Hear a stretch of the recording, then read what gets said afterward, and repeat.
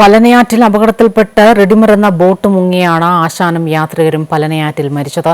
ആലപ്പുഴയിൽ നിന്ന് A V Rajesh തയ്യാറാക്കിയ റിപ്പോർട്ടിലേക്ക്. 1924 ജനുവരി 16 പുലർച്ചെയാണ് ആലപ്പുഴയിലേക്ക് വന്ന റെഡീമർ എന്ന ബോട്ട് പല്ലനയാറ്റിൽ പുത്തൻകരി വളവിൽ അപകടത്തിൽപ്പെട്ടത്. നിയന്ത്രണം വിട്ട ബോട്ട് കരയിലേക്ക് ഇടച്ചു കയറാതിരിക്കാൻ പെട്ടെന്ന് വെട്ടിച്ചതോടെ ബോട്ട് തലകീഴായി മറിയുകയായിരുന്നു. 95 പേർക്ക് യാത്ര ചെയ്യാവുന്ന ബോട്ടിൽ 135 യാത്രക്കാരും അവരുടെ സാധനങ്ങളും ഉണ്ടായിരുന്നു. റെഡീമർ ബോട്ട് അപകടത്തിൽപ്പെടുന്ന സമയത്ത് പുത്തൻകരി വളവിന്റെ കിഴക്കേക്കരയിൽ ഏതാണ്ട് 500 ഏക്കറോളം വനമായിരുന്നു. പടിഞ്ഞാറ് വശത്താകട്ടെ വൻ വൃക്ഷങ്ങളും വള്ളിപ്പടർപ്പുകളും. അതുകൊണ്ട് തന്നെ രക്ഷാപ്രവർത്തനം ഏറെ ദുഷ്കരമായി. അപകടം കേട്ടറിഞ്ഞെത്തിയവർ ചെറുവള്ളങ്ങളുമായി രക്ഷാപ്രവർത്തനത്തിന് ആറ്റിലേക്കിറങ്ങി. ട്രാവൻകൂർ കൊച്ചി ബോട്ട് സർവീസിന്റെ റെഡീമർ എന്ന ബോട്ട് രാത്രി 10:30 കൊല്ലത്ത് നിന്നും പുറപ്പെട്ടത്. കറുത്ത കോട്ടും തവിട്ട് ഷാളും തുകൽപ്പെട്ടിയുമായി തലയെടുപ്പോടെ ബോട്ടിലേക്ക് കടന്നെത്തിയ കുമാരനാശാനെ അപകടത്തിൽ നിന്ന് രക്ഷപ്പെട്ടവർ പിന്നീട് ഓർത്തെടുത്തിട്ടുണ്ട്. സഹയാത്രികരുടെ തുടരെയുള്ള അഭ്യർത്ഥന മാനിച്ച് യാത്രക്കിടയിൽ കരുണയുടെ കൈയെഴുത്ത് പ്രതി ആശാൻ തന്നെ ഇവരെ പാടിക്കേൽപ്പിക്കുകയും ചെയ്തു. ഈ ബോട്ട് അപകടം ഉണ്ടായ ദിവസം പെരുമഴയായിരുന്നു. അപ്പോൾ ഇവിടെ ഈ തോട്ടപ്പള്ളി ഭാഗത്ത് ഇങ്ങോട്ടാണ് ഭയങ്കര ഒഴുക്ക്. ഇവിടുത്തെ ഒരു വളവ്, ഒരു കൊടും വളവാണ്, ഈ പല്ലനയിലെ കൊടും വളവാണ്. ഈ വളവിൽ ബോട്ട് ഇടിച്ച് കയറി എന്നാണ് പറയുന്നത്.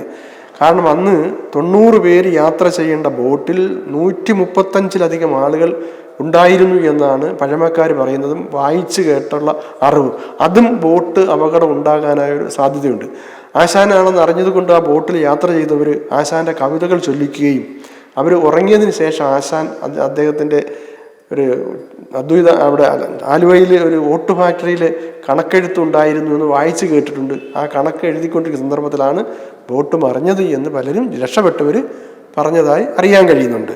അപകടം നടന്നതിന്റെ പടിഞ്ഞാറേ കരയിലാണ് ആശാന്റെ മൃതദേഹം സംസ്കരിച്ചത്. അതോടെ പുത്തൻകരി വളവ് കുമാരകോടിയായി അറിയപ്പെട്ടു. ആദ്യം കല്ലറ കെട്ടി സംരക്ഷിച്ച ഇവിടെ പിന്നീട് സ്മൃതി മണ്ഡപം ഉയരുകയായിരുന്നു. പഴയ രൗദ്രഭാവം നദിക്കിപ്പോൾ ഇല്ല. പുറമെ കുത്തൊഴുക്കിന്റെ ലക്ഷണമൊന്നും കാട്ടിയില്ലെങ്കിലും അസാധാരണമായ ആഴമാണ് ഇവിടെ ഉള്ളതെന്ന് നാട്ടുകാർ സാക്ഷ്യപ്പെടുത്തുന്നു. പണ്ടത്തെ ഭൂപ്രകൃതിയെക്കുറിച്ച് ചിന്തിക്കാൻ പോലും ആവാത്ത രീതിയിൽ ഈ പ്രദേശം മാറിക്കഴിഞ്ഞു. 5 കോടി രൂപ ചെലവഴിച്ച് ഇവിടെ പുതിയ സ്മൃതി മണ്ഡപം ഒരുക്കി. ആശാന്റെ കല്ലറ തറനിരപ്പിൽ ചില്ലിട്ട് സൂക്ഷിച്ചിരിക്കുന്നതിന് ചുറ്റുമായി ആകർഷകമായ മണ്ഡപവും ഒരുക്കിയിട്ടുണ്ട്. ഭിത്തിയിൽ ആശാൻ കൃതികളുടെ ദൃശ്യാവിഷ്കാരം. തിരുമുറ്റത്ത് മഹാകവിയുടെ ജീവൻ തുടിക്കുന്ന പ്രതിമ. വിനോദസഞ്ചാരികൾക്ക് സ്മാരകത്തിന് സമീപത്ത് വള്ളത്തിലും ബോട്ടിലും എത്തിച്ചേരാനായി ബോട്ട് ജെട്ടിയും തയ്യാറാക്കിയിട്ടുണ്ട്.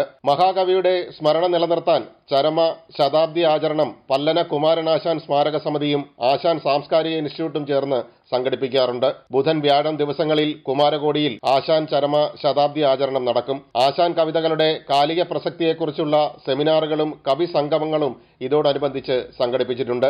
അമൃത ന്യൂസ്, ആലപ്പുഴ.